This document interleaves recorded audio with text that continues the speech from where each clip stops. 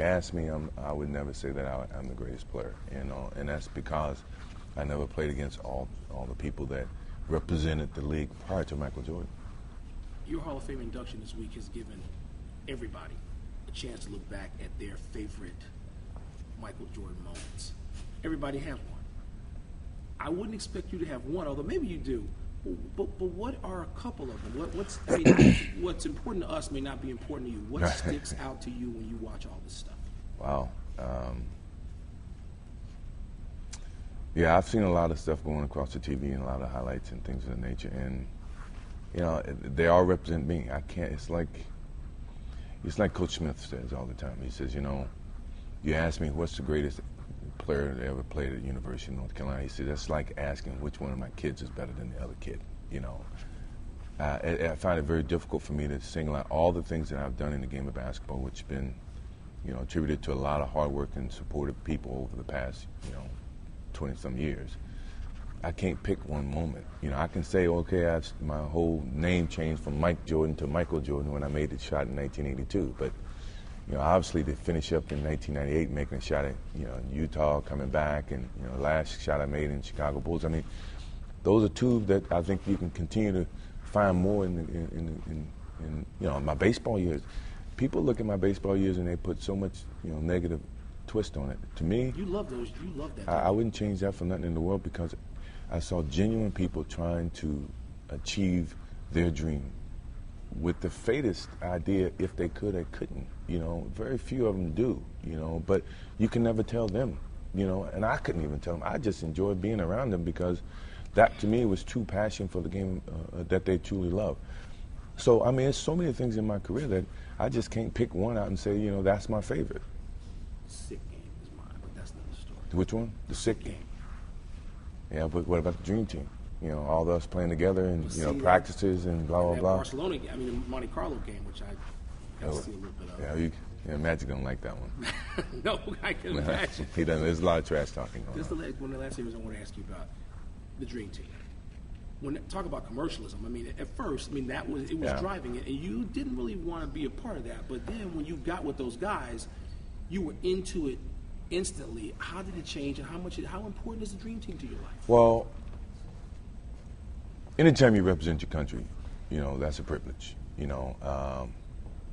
Because of all the business, all the corporate things surrounding it, the dream team, first-time professionals played in the Olympics, blah, blah, blah, it added a little different flavor to it, My best Olympics experience was 1984, without a doubt. I don't compare the two because I stayed in the village. I got the chance to meet other athletes.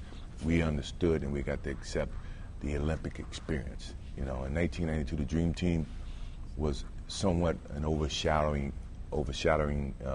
activity because, one, we didn't stay in the village. We had security guards everywhere we went. It was totally different than the first experience. But yet, my reason for being a part of it wasn't because of the commercialized aspect of it. Was I never had the chance to see how these other all-stars prepare themselves for a game or practice or compete against them each and every day. What was their desire? What was their hunger? What drove them to eat? What drove them to play? So me, it was being a part of them and seeing them socially, but then taking that on the basketball court and competing, and at the same time representing your country. That to me was why I played in the 1992 Dream Team, just so that I can understand what Magic Bird was like. Magic Johnson, Larry Bird. If Charles Barkley did like to practice, he didn't like to practice. Drexler, at the time we were being compared, I wanted to see how we compete against each other in a practice setting. Karl Malone, John Stockton, David Robinson.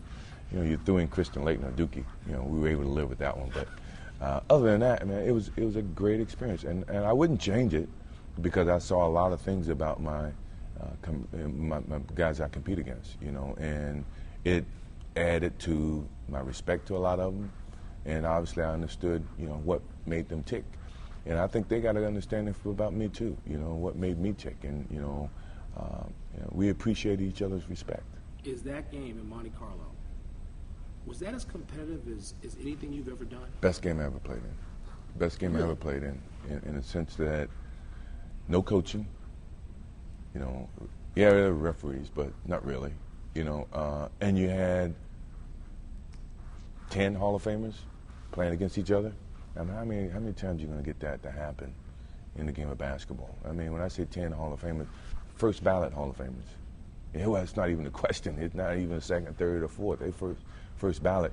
And the way we competed, and our desire and the sweat and the trash talking and all the beautiful things about the game of basketball was illustrated in that one particular game.